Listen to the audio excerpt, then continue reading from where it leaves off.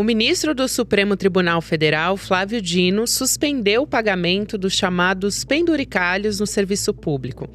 A decisão de caráter liminar atinge todos os cargos dos níveis municipal, estadual e federal, além dos poderes judiciário, legislativo e executivo. Foi uma reação da aprovação pelo Congresso de um plano de cargos e salários, que abrem caminho para remunerações acima do teto do funcionalismo público, que hoje é de R$ 46 mil. O texto do ministro determina que o Congresso regulamente quais verbas indenizatórias podem ultrapassar o teto e estabelece um prazo de 60 dias para uma reavaliação da base legal dessas parcelas pagas atualmente. A decisão ordena que Executivo, Legislativo e Judiciário façam uma revisão completa desses pagamentos. O chamado penduricalho, principalmente na alta cúpula do funcionalismo, é prática recorrente no Estado brasileiro. Entre 2023 e 2024, cerca de 12 bilhões de reais foram destinados ao pagamento de penduricalhos a juízes e desembargadores. Esses pagamentos revelam a distorção entre salários dos servidores. A maioria que trabalha na linha de frente do atendimento público recebe valores muito abaixo do teto. A decisão do ministro Flávio Dino pode ser o pontapé inicial de um corte mais eficiente nos gastos da máquina estatal do nosso país.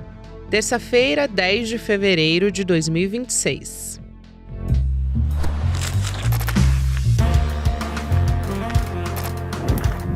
Sou Gabriela Varela, esse é o podcast do Itália, e aqui mais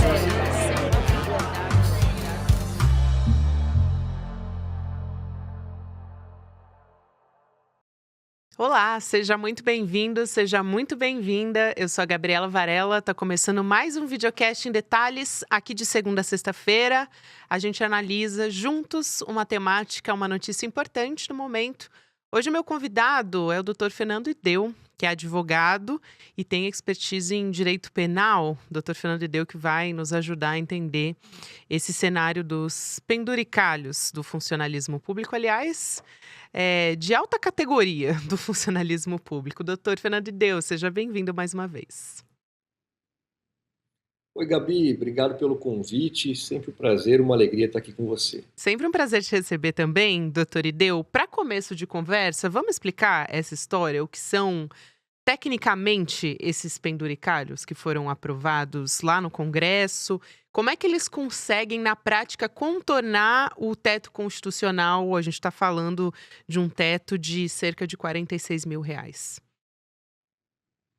Veja, Gabi, a nossa Constituição Federal, ela estabelece um teto remuneratório para todas as carreiras do serviço público, né? O que acontece na prática é que muitas das carreiras dos diversos poderes e dos diversos níveis, federal, estadual, municipal, vão burlando essa norma constitucional, vão aí fraudando efetivamente esse teto imposto pela Constituição por meio, de auxílios, que na verdade não são auxílios, eles vendem, se anunciam como auxílios, como verbas indenizatórias, mas na verdade são salário, é remuneração disfarçada de indenização, porque como a remuneração tem que estar adstrita a esse teto remuneratório, para se burlar, para se avançar ao teto, chama-se de indenização, e daí vem os auxílios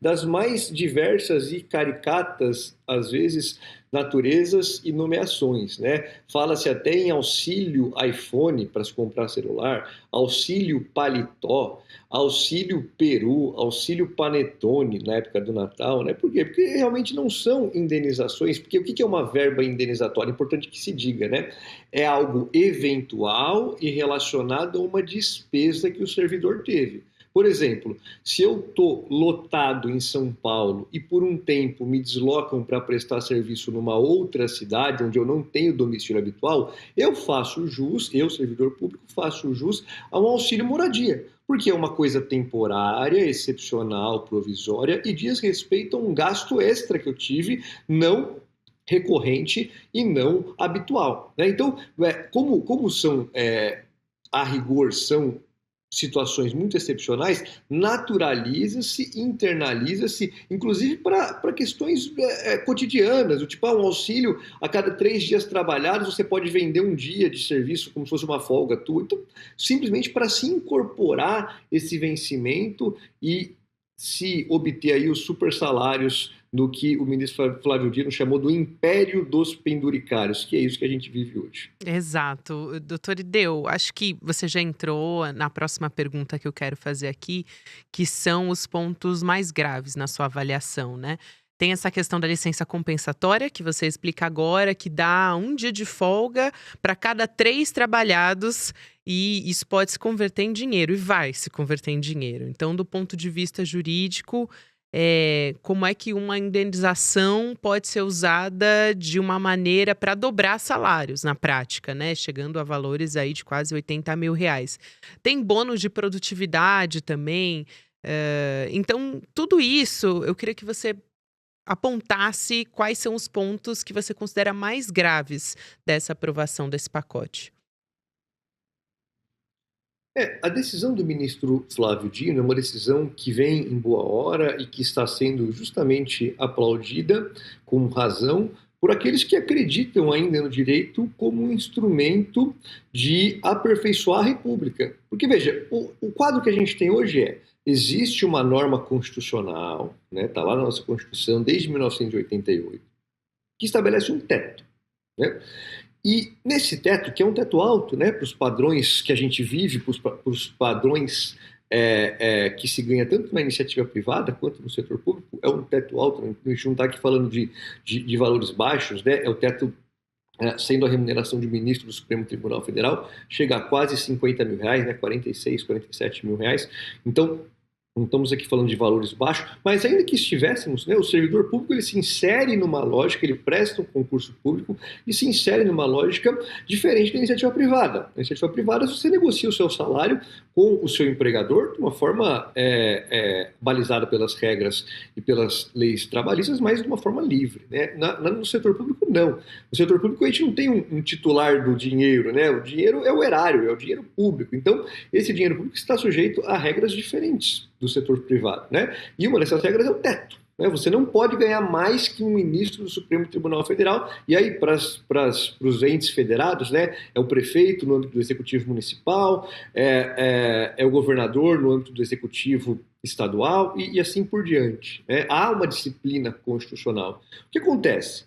Isso que o ministro Flávio Dino chamou de império dos penduricalhos é essa situação institucionalizada, tristemente institucionalizada, em que, para se burlar esse teto, vão se criando verbas indenizatórias que não são indenizatórias, que são de conteúdo remuneratório, mas que são travestidas de verba indenizatória. Aí tem o primeiro problema. Qual é o primeiro problema? Você está burlando, né, deliberadamente uma norma constitucional. E isso vai, né, sendo levado, vai sendo judicializado, e há uma série de precedentes em que o Supremo Tribunal Federal deve intervir, caso a caso, dizendo não pode fazer isso, não pode fazer isso, deve se respeitar o teto. Então esse é um problema de profusão de casos que vão tendo que ser encarados individualmente pelo Supremo, até que o ministro Dino suspendeu para todos, justamente diante dessa profusão de casos.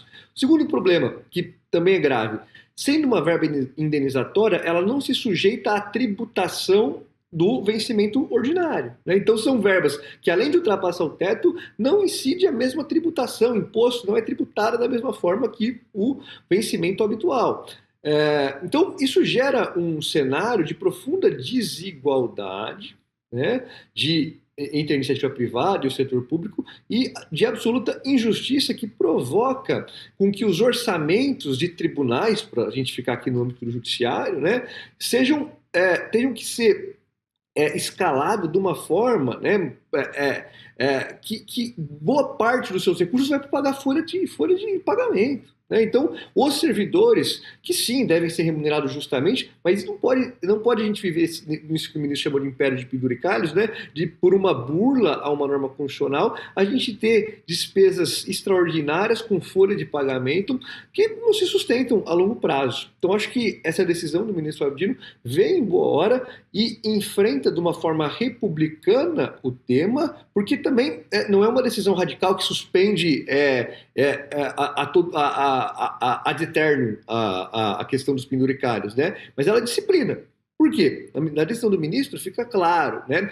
Em 2024 teve uma emenda constitucional que determinou que as verbas indenizatórias devem ser disciplinadas por lei estabelecida pelo Congresso Nacional.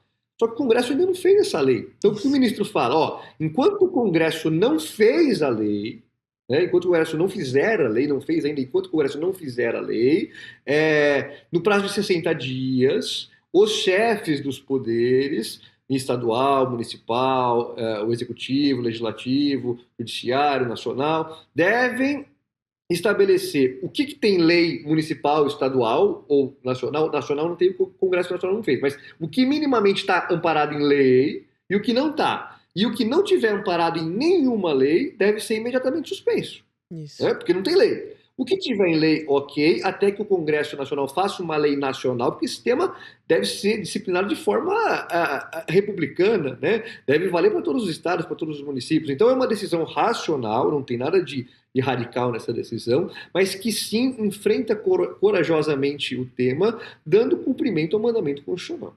Muito bom, doutor Ideu, essa explicação que você trouxe, acho que deixa muito clara que é uma decisão didática também, né? Ele fala, por exemplo, ele cita Auxílio Peru, Auxílio Panetone, ele traz exemplos para isso também ficar claro para a população. Ele disse, como você já explicou, né, que o Congresso deve elaborar essa regulamentação, tem um prazo para isso acontecer e também está freando o que ele chamou de multiplicação anômala de verbas indenizatórias. E entramos na questão do Congresso, que eu acho que é uma discussão importante aqui também. O Congresso deve regulamentar ou esticar ainda mais essa corda? Eu te pergunto sobre isso porque vai desgastar, se o Congresso continuar insistindo nessa questão, desgasta ainda mais a imagem perante a sociedade. Mas num primeiro momento, a maneira como aconteceu essa aprovação na Câmara e no Senado, né, doutor Ideu, aconteceu de uma forma extremamente rápida, toque de caixa mesmo, votação simbólica.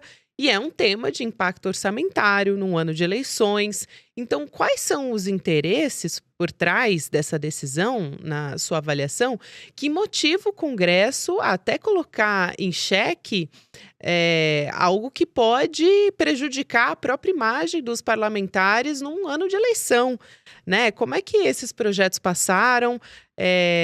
A gente teve grande parte dos parlamentares e dos partidos também se alinhando para aprovar um pacote que está fora do teto constitucional. Veja, Gabi, muitas vezes, né, o debate legislativo e a rotina do que se faz no Congresso Nacional costuma estar deslocado e absolutamente dissociado do sentimento da sociedade, daquilo que se passa no dia a dia e na vontade do povo, muitas vezes por haver uma incompreensão, né? Haver uma blindagem até semântica do que se discute ali e não chega ao povo. Nessa medida, eu acho que o ministro Dino, ele, em ao menos duas decisões, justifica a sua indicação ao Supremo Tribunal Federal e faz valer, né, o sentimento de lealdade à Constituição que o levou a ocupar a cadeira no Supremo Tribunal Federal, que é, hoje, um anteparo a projetos autoritários, isso já ficou provado ao longo dos últimos anos, e um anteparo muitas vezes, a malversação dos recursos públicos pelos demais poderes, né? Um primeiro momento foi o enfrentamento jurídico, né, constitucional, feito pelo Supremo, especialmente pelo ministro Flávio Dino, sobre a questão das emendas orçamentárias, né? Então, que tem tudo a ver com essa questão do teto remuneratório, por a gente estar falando de recurso público, de dinheiro público, do erário, né, do dinheiro nosso, do nosso dinheiro gerido, mal gerido e de forma opaca, sem transparência, muitas vezes pelo Congresso Nacional e pelos demais poderes que não prestam contas, né? Então, o ministro Flávio Dino teve uma decisão louvável, corajosa e de cumprimento à Constituição quando falou das emendas. E, novamente, agora, no tema dos penduricalhos, vem a calhar, né, esse enfrentamento institucional e com base na Constituição para trazer luz ao debate. Então, acho que o primeiro ponto que a gente deve louvar é isso está entrando na pauta, né? Isso forçosamente ali, né, contra muitas vezes interesses poderosos, isso tá sendo trazido ao debate de uma forma técnica e de uma forma que dá cumprimento às normas constitucionais e trazer luz ao debate. Acho que esse é o primeiro ponto, que a população entenda. Primeiro, que não é uma coisa que não é difícil, né? Assim como a questão das emendas não é difícil, fala, pô, o orçamento. O orçamento é do executivo. Ah, tudo bem, pouco a pouco o Congresso, o Legislativo foi tomando o orçamento para si através das emendas, mas veja, não é difícil qualquer um entender que toda emenda deve ser transparente. Você está mandando dinheiro para o município tal para fazer o quê? Né? Quem que está mandando dinheiro? Para fazer o quê? E o que foi feito com o dinheiro? Se não tiver isso, né, qualquer um consegue entender, assim como qualquer um consegue entender que a Constituição Federal estabelece um teto. Todo servidor público pode ganhar até tanto. Isso não é difícil, né? Não tem muita questão de interpretar. Está lá, né? É uma interpretação muito clara e linear e é o teto. Isso é teto. Todo mundo entende que é o teto. E todo mundo entende também que há verbas que são indenizatórias. Por quê? Porque elas são excepcionais, transitórias e ligadas a um gasto pontual, né? Um gasto a mais. Então, como eu disse aqui, uma diária, você teve que se deslocar, você trabalhou uma semana fora do seu local habitual, você tem direito a diárias, né? Beleza, né? Auxílio transporte. Quem usa do transporte tem direito a ter um auxílio. Auxílio creche. Quem tem filho, idade de creche, tem direito a ter um auxílio. Então, assim, são coisas, né, que não é difícil entender.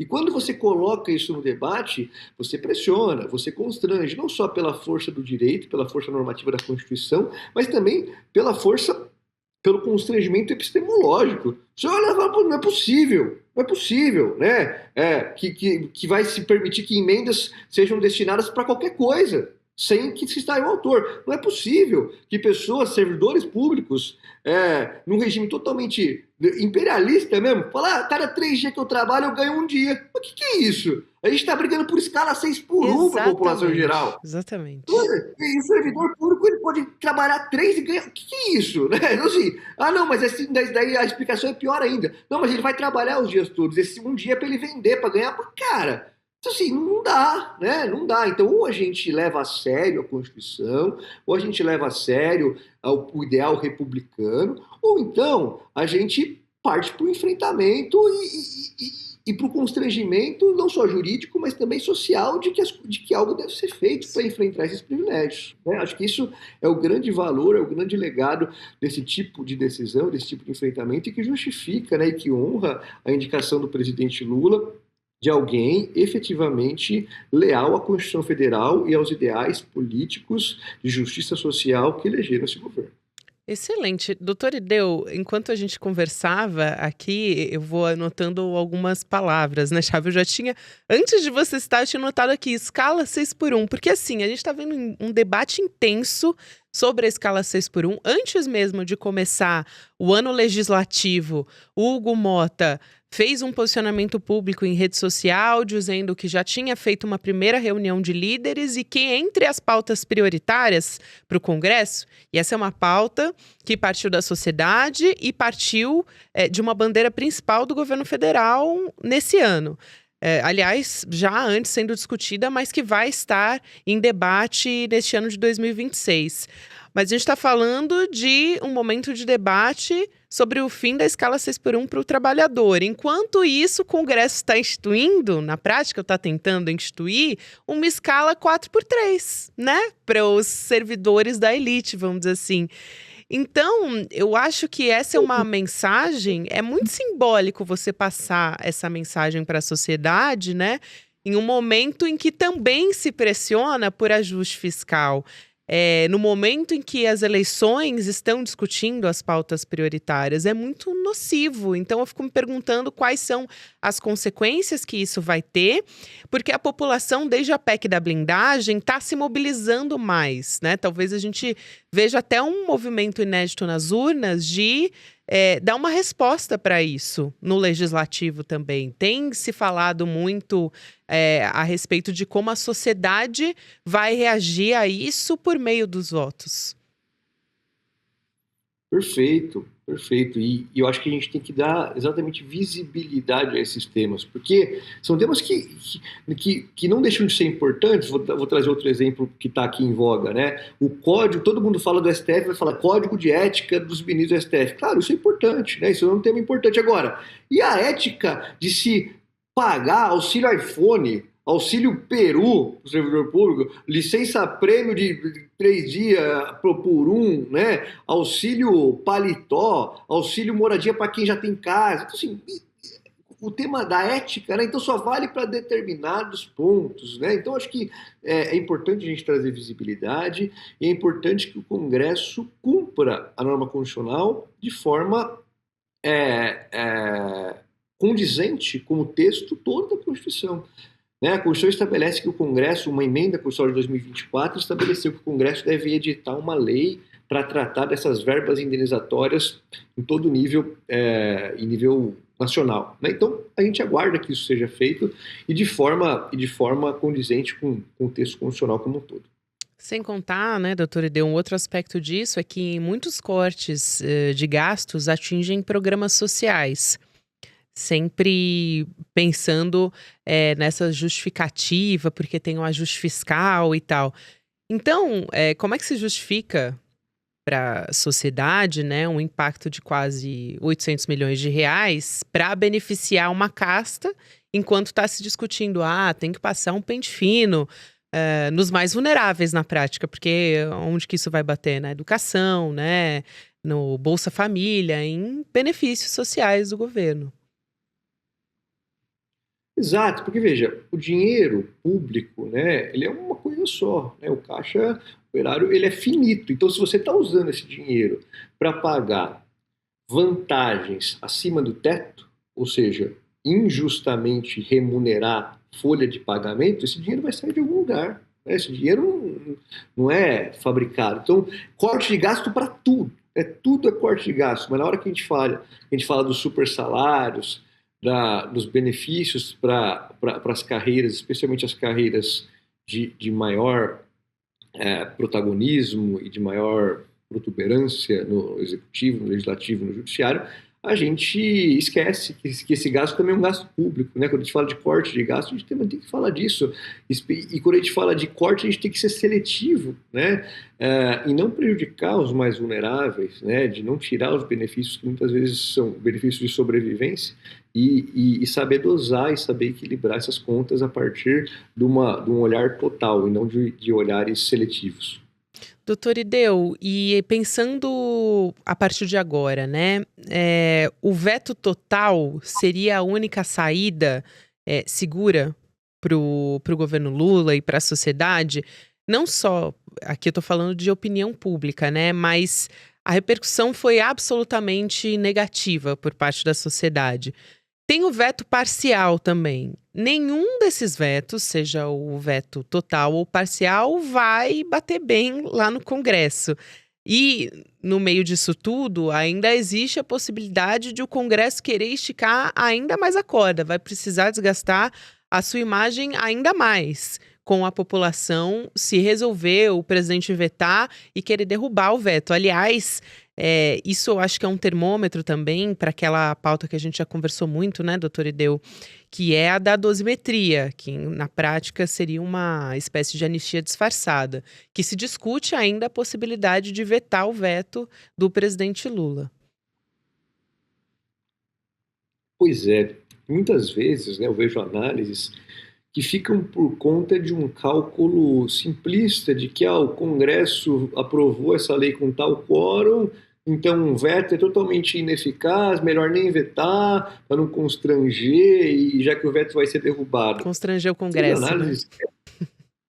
Mas essas análises simplistas esquecem que a gente está esquecendo um elemento preponderante dessa equação, que é o povo, né? Uma vez que o veto tem um potencial simbólico, né? E contando com o apoio de uma mídia que cumpre o seu papel, efetivamente, que é informar e trazer luz a esses pontos, esse constrangimento não vem apenas do presidente da República, vem do povo. Então é importante.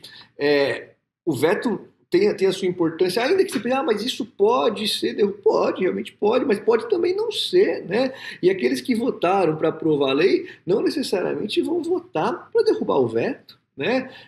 Acho que a beleza da democracia que ainda existe é esse constrangimento que pode ser trabalhado e bem articulado do povo, né? O povo tem a sua capacidade de mobilização e eu acho que é imprescindível que a gente não entregue o poder, né? Bolsonaro, no seu governo, já entregou o orçamento na mão do Congresso, né? Que isso teve um custo republicano incalculável para os próximos anos, né? Mas que a gente não entregue totalmente o poder na mão do Congresso, né? Que a gente faça o debate como tem que ser feito e construa com base nas ideias e no projeto político que elegeu esse governo e busque efetivamente, no fim do dia, sempre projetos que ampliem a justiça social, né? E são projetos que, se o povo conhece, né, se a notícia chega de uma forma adequada e o povo compreende, a mobilização, né? A capacidade de mobilização. Então, acho que são coisas fundamentais de se pôr em prática, não só pensando pragmaticamente em cálculos de voto imediato do Congresso, mas de ampliar o debate e a consciência sobre esses temas. Eu quero muito agradecer a sua presença aqui mais uma vez, é sempre um prazer te receber. Eu que agradeço, Gabi, adoro estar aqui com vocês, contem sempre comigo, viu? A gente adora te receber também. Até a próxima, Dr. Fernando Ideu conversando com a gente aqui no Em Detalhes, e eu deixo o meu recado aqui para você participar junto com a gente nessa semana da nossa aula Pacto da Impunidade. Vai ser no dia 12 de fevereiro, quinta-feira agora, portanto, anota aí na sua agenda, 8 horas da noite. Você pode se inscrever para participar dessa aula de graça e online em detalhesicl.com.br, aula com os nossos professores Gessé Souza, sociólogo, e o nosso historiador Lindener Pareto, também apresentador do Provocação Histórica. Recomendo fortemente que vocês escutem, mas essa aula que está completamente conectada com essa conversa que a gente acabou de ter aqui no Em Detalhes com o Dr. Fernando Ideu e com esse histórico que a gente tem no Brasil para privilegiar as nossas elites. Então, vale a pena acompanhar. Agora a gente fica com a nossa programação. Você vai agora acompanhar o Mercado Investimentos, depois o Rolê ICL, e você pode ouvir o Em Detalhes em qualquer momento do seu dia nas plataformas de áudio. Tem conteúdo novo de segunda a sexta-feira. Até amanhã. Um jovem negro é preso por roubar um celular. Fica meses na cadeia esperando o julgamento. Um banqueiro desvia 17 bilhões. O processo dele corre em sigilo, ele continua livre. E os advogados mais caros do país trabalham para ele. Isso não é uma coincidência, é um projeto. É o Pacto da Impunidade. No dia 12 de fevereiro, uma quinta-feira, às 20 horas, eu e Lindener Pareto vamos explicar como funciona o Pacto da Impunidade no Brasil, na aula inaugural da nossa pós-graduação.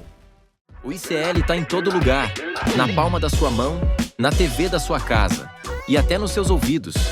Para ir além da manchete e mergulhar com apuração e contexto de verdade, acesse iclnoticias.com.br. Siga o ICL, compartilha e vem com a gente. Informação para quem pensa.